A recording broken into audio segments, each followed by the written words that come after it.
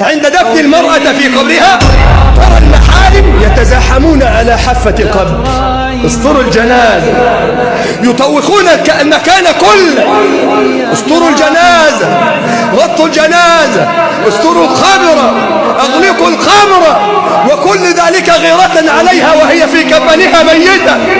خبروني بالله عليكم، أليست نساؤنا الأحياء أحق بهذه الغيرة من هذه المرأة التي أصبحت في كفنها ميتة؟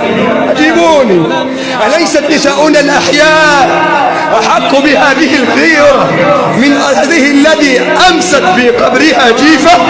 أليست نساؤنا الأحياء أحق بهذه الغيرة من هذه التي صار أمرها بين يدي ربها؟